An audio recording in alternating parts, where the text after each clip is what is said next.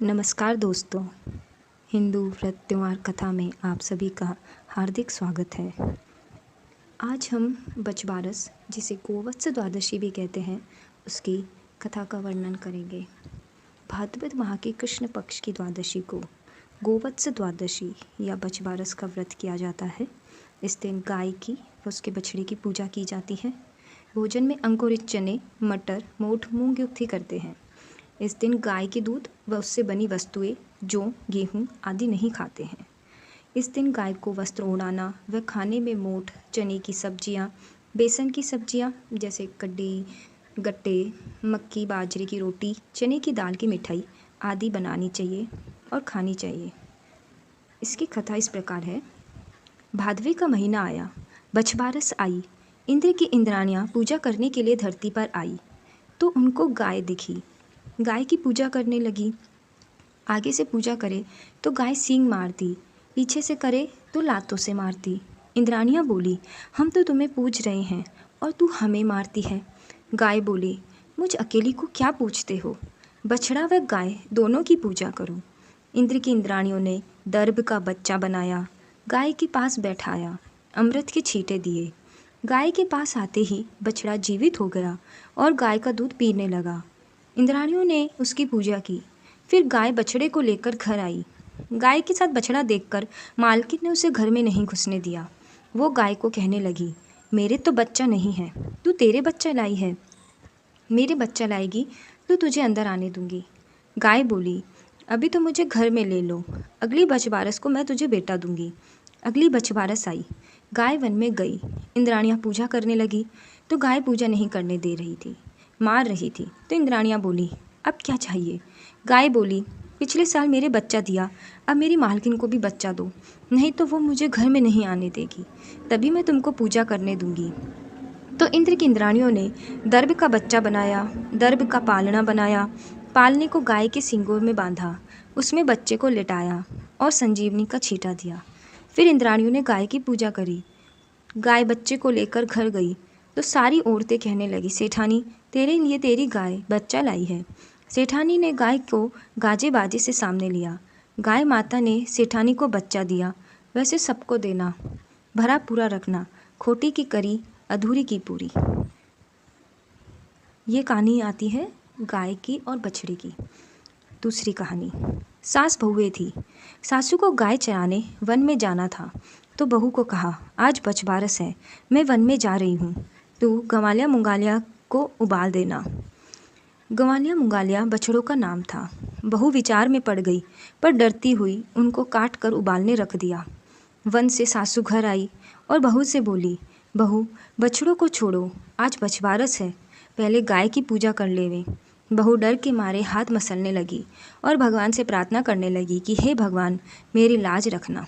भगवान को उसके बोलेपन पर दया आ गई। हांडी में से भाप निकल रही थी, उसे फोड़कर बछड़ा बाहर आ गया। उसके गले में हांडी की किनार रह गई। यह देख सासू ने पूछा, बहू, ये क्या है? बहू बोली, सासू जी, आपने मुझे बोला तो मैंने बछड़े को समझकर काट कर उबालने रख दिया, पर भगवान ने मेरा सत रखा और इसको वापस जीवित कर दिया। इसलिए उस दिन के बाद कटा हुआ भी पदार्थ इस दिन नहीं खाते और गेहूँ मूंग नहीं खाते।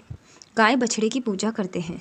हे बछबारस माता, जैसे बहू की लाज राखी, वैसे सबकी रखना, खोटी की खरी, अधूरी की पूरी।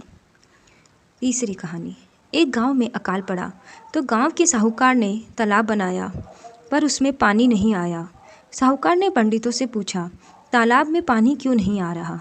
तो पंडित जी बोले, तुम्हारे दोनों पोतों में से एक पोते की बलि दो तो पानी आ जाएगा। साहूकार ने सोचा, एक पोता जाएगा पर गांव का भला हो जाएगा, पर बहू से कैसे बात की जाए, सोचने लगे। बहू से बोले, बहू, तुम्हारी पियर से बुलावा आया है, छोटे हंसराज को साथ लेकर चले जाना, बछराज को यहीं छोड़ देना। बहू पियर गई और पीछे बछराज की बलि देती गई। तालाब में पानी आ गया। अब साहूकार ने तालाब पर बड़ा यज्ञ किया, सबको बुलाया। तो बहू के भाई ने कहा, बहन, तेरे यहाँ इतना बड़ा उत्सव हो रहा है पर तेरे को नहीं बुलाया। मुझे तो बुलाया है, मैं तो जा रहा हूँ। बहन बोली, भैया, घर में बहुत काम है, इसलिए भूल हो गई होगी, अपने घर जाने में कैसी शर्म, मैं भी चलती हूँ। बहू घर आई। सास बहू डरने लगे कि बहू अभी पूछेगी तो क्या जवाब देंगे। फिर भी सासू बोली, बहू चलो बछबारस में तालाब की पूजा करने चले। दोनों ने पूजा करी। सासू बोली, बहू तालाब के किनार कंसु बल से खंडित करो।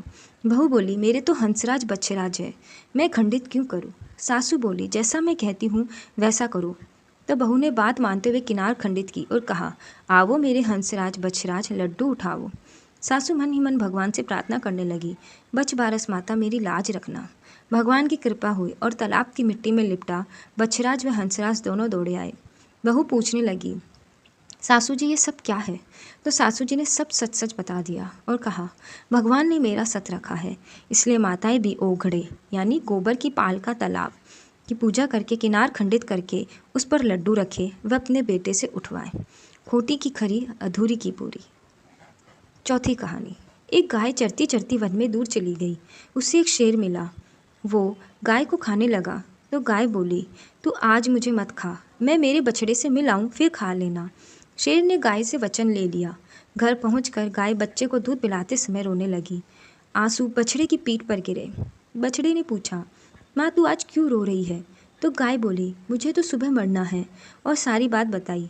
बछड़ा बोला, माँ मैं भी सुबह साथ चलूँगा। माँ बोली, शेर तुझे भी खा जाएगा, पर बछड़ा माना नहीं। सवेरे दोनों को देखकर शेर बोला, ये तो बहुत अच्छा हुआ, आज तो 2 शिकार है। इतने में ही बछड़ा बोला, मामा जी पहले मुझे खाओ। तो शेर बोला, ये तूने क्या कर दिया। मामा बोलकर भांजा बन गया, गाय मेरी बहन हो गई, मैं अब दोनों को ही नहीं खा सकता। फिर शेर ने गाय को घास की चूंदड़ी उड़ाई। स्वर्ग से विमान आया। बछड़े के कारण गाय बची, शेर पाप से बच गया, तीनों वैकुंठ को गए। खोटी की खरी अधूरी की पूरी। हे बछबारस माता, जिस तरह से आपने सभी की रक्षा करी, सभी की इच्छा पूरी करी, हम सबकी भी लाज रखना, हम सबकी इच्छाएं पूरी करना। बोलो बछबारस माता की जय। हमारे द्वारा कही गई बछबारस की कथा अच्छी लगी हो तो इस वीडियो को लाइक करें और अधिक व्रत त्यौहार कथाएं जानने के लिए हमारे चैनल को सब्सक्राइब करें और दूसरे लोगों को भी शेयर करें।